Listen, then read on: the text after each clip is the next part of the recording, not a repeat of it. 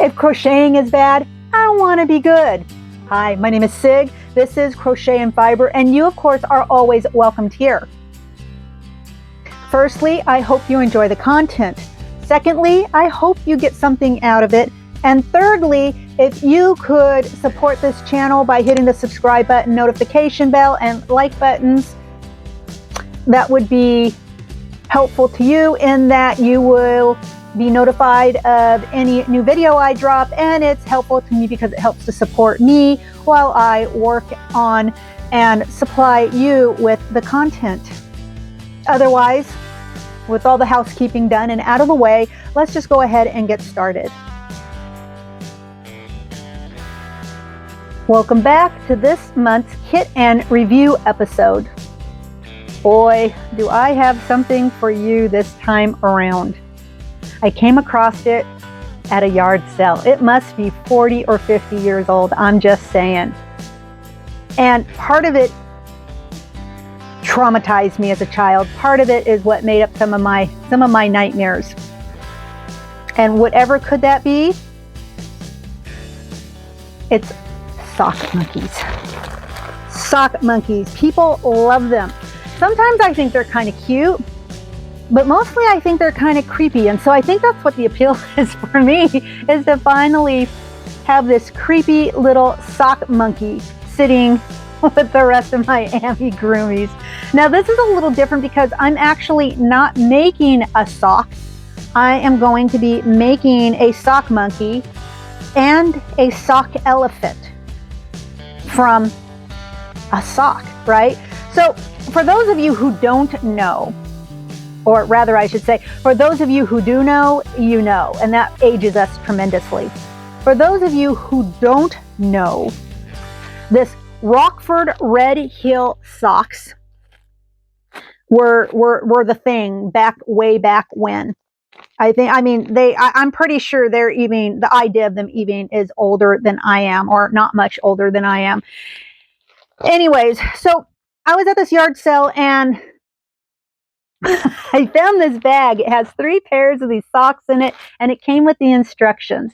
Now I'm going to make them. I'm going to go ahead, I'm going to make the monkey, and I'm going to make the elephant because I have enough socks in this package to make that. And I'm going to have you make them with me. So get a pair of socks. You don't have to have these socks, because I think if you were to look online to purchase like the actual original Rockford Red Heel sock, I think you're going to find they're kind of pricey. It's a vintage thing. It's still kind of a popular vintage thing, and people spend money for it because it's an original. And I'm going to go ahead and I'm going to cut right through this original sock. And I'm going to make these monkeys, or monkey and elephant. So here we go. We got the instruction booklet, came inside the package. And by the way, the package was already open. I was a little surprised that all 3 pairs were still in there, and they're clean, you know. So I was like, must have sat in somebody's craft drawer for a very long time. So I only spent a couple of dollars on these, like $2. And if I were to have purchased this offline, I mean, maybe if I looked really hard, but I don't look really hard. But to purchase them offline, I was looking at like $40 because I saw them, I bought them, and then I looked to see what they were worth. At the time that this package of 6 socks were sold, they were only asking $4.17. So you know these have got to be old. I don't know when the last time you could get 3 pair of socks, like, you know, because I think these were like touted as like work socks or like hiking socks or something to that effect. The last time you could buy socks for that price, yeah, I'm going to say that's probably aging me quite a bit. But at any rate, so I got the instruction book, and I know you can still, if you like the look of the sock, I know you can still go to the store and sometimes find them, and you can find them in different colors, maybe not the Rockford brand, but a sock that looks like it. And you can sometimes find them in, I think, like pinks. I've seen this style of sock in pinks and blues, or you can just find a similar kind of sock, or a sock that's basically the similar size. So this is a size 12 sock. So this is a man size 12, just to give you some context. And you could buy that sock or any sock you like, a sock that has a print on it, I would imagine. That would be super cute too. And then just watch this video, and I'm going to walk you through the process of making both the monkey and the elephant.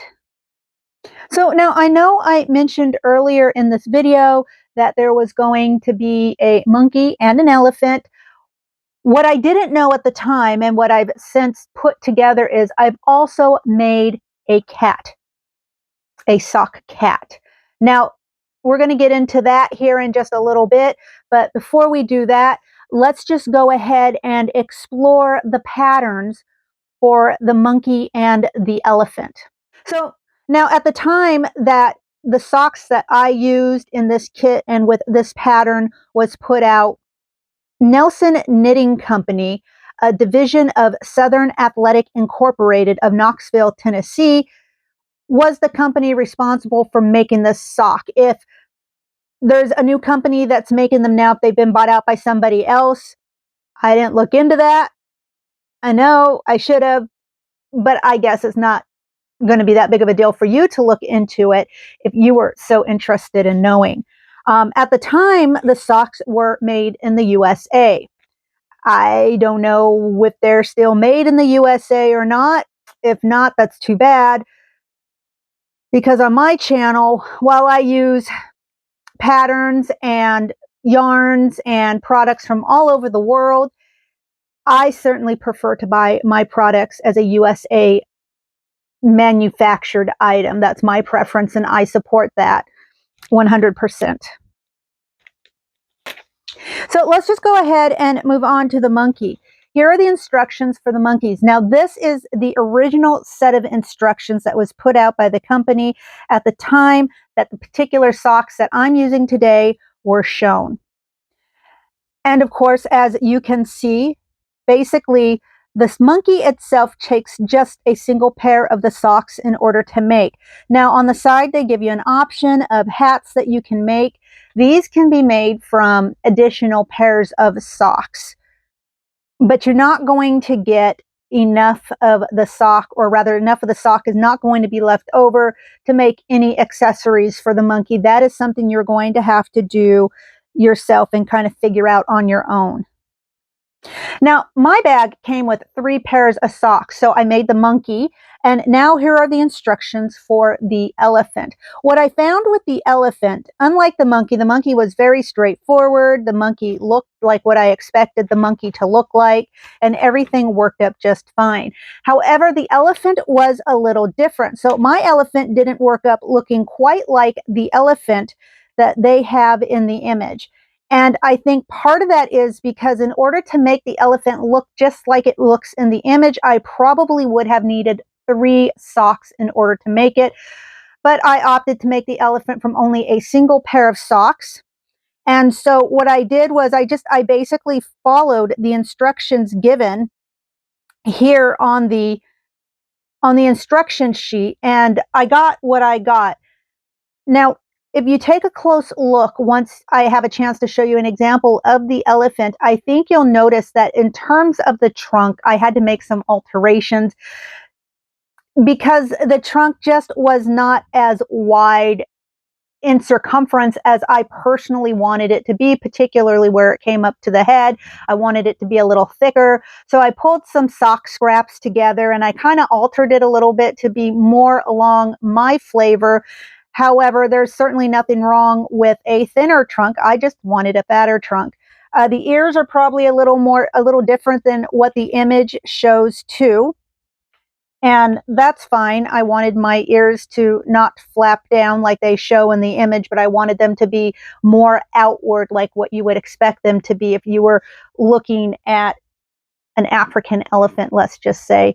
Although the ears kind of, and I'm going to get nerdy and technical, the ears are kind of like too big to be an Indian elephant, but they're too small to be an African elephant. They kind of wind up somewhere in the middle, but that's okay because it's just a sock animal elephant. So it just needs to sort of resemble an elephant enough that we all know it's an elephant, but we don't have to get too worried about proportions, right? That's the nerdy, more fine artist side of me coming out and being a little a little persnickety, I think. Okay, so first let's talk about the elephant. As you can see, I haven't quite gotten too crazy with the accessories and the adornment of the elephant, but I do have a little bit of a lacy block here that I plan on using in terms of the headdress for the elephant. I mentioned I wanted a thicker trunk here on the face of the head, and so you can kind of see where I added that extra sock material scrap in order to make it a little thicker. And then when I finish making the accessories or turning this into more of a circus elephant, if you will, I will then hide the seam underneath, some sort of dressing or costume that you might see on the trunk of an elephant that's being utilized in terms of entertainment. But you can kind of see, I think it's really weird that they have us, have the mouth there. Okay. I think maybe I didn't quite do that right. I think the instructions show you how to do something slightly different, but I wasn't really enamored with that either. So this is the really nice thing about making like a rag doll. You can switch it up to your flavor and it's not going to hurt anything. And then of course, here's the basic body. I thought the body was a little interesting to make. It wasn't difficult. It was just, well, making the elephant with just two socks, with a pair of socks, it was tight. There was not enough material to make mistakes with, if you catch my meaning. And then as far as the tail was concerned, while they recommend just using more sock material to make the tail, I simply just braided a tail, and I happen to just like that look a lot better. So all in all, I wasn't unhappy with the elephant. You can kind of see how I sort of ad-libbed the ears a little bit to make them more like what I wanted. And I think the elephant is really where I went and kind of made the most alterations to the pattern from what was given me.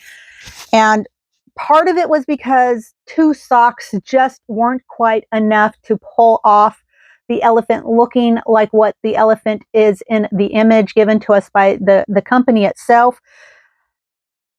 And two, I just needed to work with what I had to work with. So, I'm not unhappy. It's cute. You can see that I just used some little basic button eyes.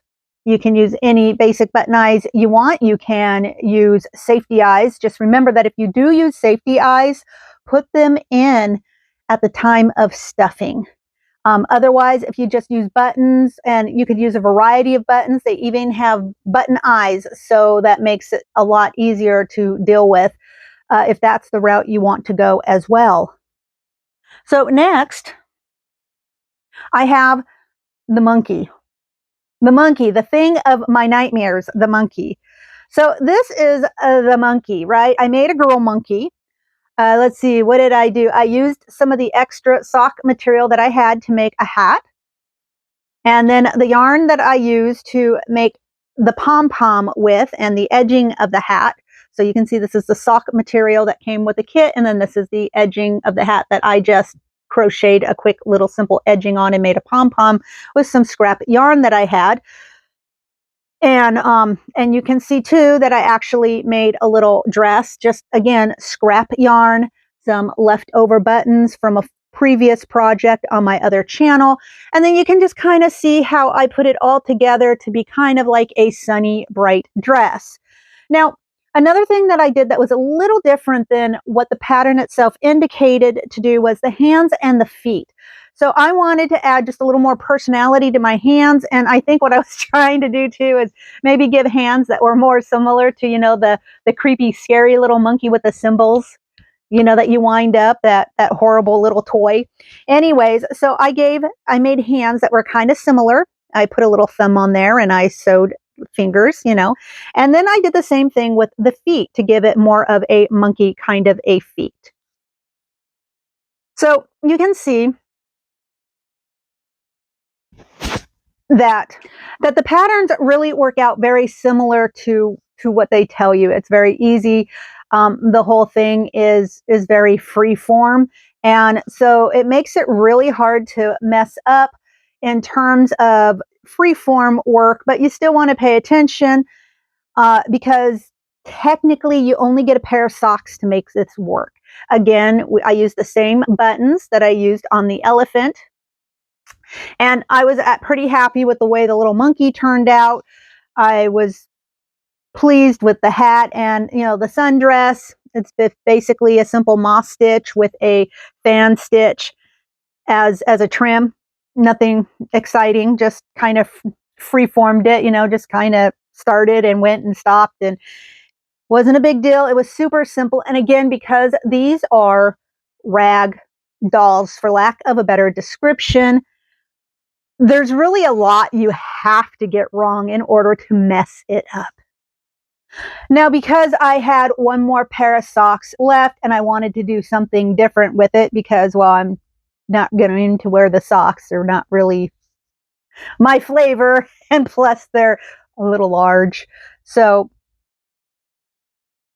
yeah, it needed to be another sock animal of sorts. And so, while there are a variety of sock animals to choose from, if you look around, you can get all sorts of ideas.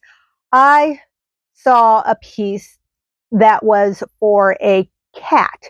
Now, the really kind of cool thing about this cat is that the cat is very similar to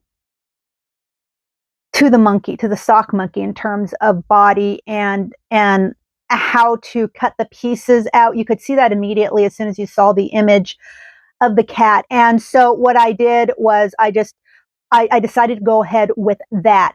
And here are the images of the sock with what I drew in terms of the pattern. You can see that they're labeled. And feel free to take a screenshot of these if you want, if you need something to remind you on how the pattern is laid.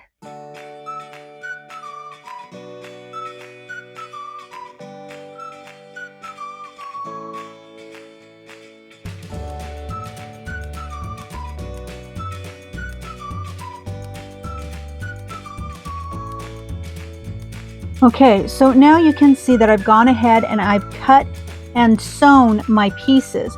Now, these can be sewn by hand very easily. I happen to have a sewing machine, so I went ahead and just sewed it up quickly by machine. It certainly doesn't have to be perfect because once you turn this inside out and fill it with the stuffing you're going to use, whether it's going to be polyfill or some other scraps, whether it's rags or scraps of rags or even your yarn scraps. All of these are perfectly acceptable stuffings. I know in our modern day, we think in terms of only polyfill or some other kind of store-bought stuffing, but these can be pretty expensive, and a lot of times we have scraps. So what I will do if I'm going to use scraps in conjunction with the polyfill, I will use the scraps in the middle, and then I'll just wrap it with the polyfill, and that gives it some shape without using very much of the polyfill, and then I can just recycle the scraps, whether they be yarn or rags that I happen to have around. So as you can see, these are my arms for the cat. I've got my ears. I have my tail of the muzzle, which is the toe of the sock. So this is going to be put together very similarly to how the monkey was put together, except instead of using the red part of the heel of one sock as the muzzle of the monkey, we're just going to use the toe of one sock as the muzzle of the cat. And then here is the one full sock that we basically just cut to the appropriate length, sewed up the legs, left a little opening right here in the center part where the legs come together. And then, of course, this toe end is going to be the head, and this will be the body, and we'll just go ahead, and once I fill it with the polyfill, I'm going to go ahead and I'm going to tighten, close that neck, wrap a ribbon around it or whatever I choose as a collar, and that will give me my head. And then, of course, I'll be able to sew the muzzle on. I'll be able to put on the eyes. So you can use buttons, you can use safety eyes, whatever works for you. If you're going to use safety eyes, then you're going to want to put those on before you close everything up. However, if you're using buttons or anything like that, obviously we just sew those on after the monkey's body is stuffed and closed up. So it's really quite basic and simple. That's what I really love about these sock animals. It doesn't take a lot, and I think they probably make good gifts. All right, so I'm going to jump ahead and I'm going to go ahead and I'm going to put this together and then we can discuss it just a little more. Okay, so now once I got everything sewed together, this is how my cat turned out. I kept it real simple. Again, the same button eyes. When Joann's went out of business, I was able to purchase a whole bunch of these little basic buttons that look just like regular little coal black eyes for really cheap, like a couple of pennies for a package. So I got plenty of those to work with. They're nothing special. They're inexpensive, normally, naturally, and they're just plastic. So particularly in a rag doll, they could take some abuse and nobody's going to care or get worked up. I just added a simple ribbon. Although you could do anything you want with it, you know, just the simple face. Now, the feet and the hands, I wanted to give them a little bit more of a paw kind of feel and look. So I just went ahead and I did the little toes like so, nothing too extreme. And then I did the hands like this, little paws. Now, there's lots of things I could do with him. I can sew a bunch of little patches on him. I know in the world of crochet, we come across lots of little cute crochet patches, or I could use him to stick all my crochet pins and badges on. You know, you get those in the kits quite frequently, little enamel badges or stick pins, and this is a great way to showcase those. You can put any kind of clothes on it. You can give it to your crazy cat lady friend. You can keep it for your own crazy cat lady self. They're simple. They're pretty awesome. I mean, you can't really go wrong with them. You don't have to have this sock. You just have to have a sock and away you go. So let's see. So I got three sock babies from 3 pairs of socks for a little more than $2. You know, I paid a couple of dollars for the socks. I, you know, just used whatever stuffing and scrap pieces I had around the house because once again, they're just little scrap dolls. Also, I just used like scrap yarn that I had available. So at the end of the day, let's just say each one cost me approximately $1.50 and then the time it took me to make it. So in terms of pattern, was this okay? Yeah, it's okay. In terms of classic doll that's going to hold up the test of time, absolutely. I think everybody of all ages has some kind of an emotional connection to these things. And so, one way or another, they can catch a little bit of attention, whether you love them, whether you hate them. But the patterns were easy to follow. The cost of the thing is relatively inexpensive to next to nothing, depending on what you happen to have on hand at the time. And what do I say about this kit? Yeah, I think the kit, and I guess I'm calling the package of socks that I got with the instructions as basically the kit itself, right? I see that as a kit, sort of. And yeah, and so that worked out. That worked out just fine. I mean, I don't have any complaints. And again, I'd do it again. I'd make more if I had a reason or a call to. So, was it a winner? Maybe it's not my favorite. Maybe it doesn't rank up there at the top, but I'd give it a solid 8 out of 10. You know, it kind of ticks all the boxes. It's super affordable. It's easy to make. You know, there's an abundance of patterns that you can find for free if you can't quite figure it out on your own, but it's so simple and it's so freeform that there's not a lot you can do to make it go wrong.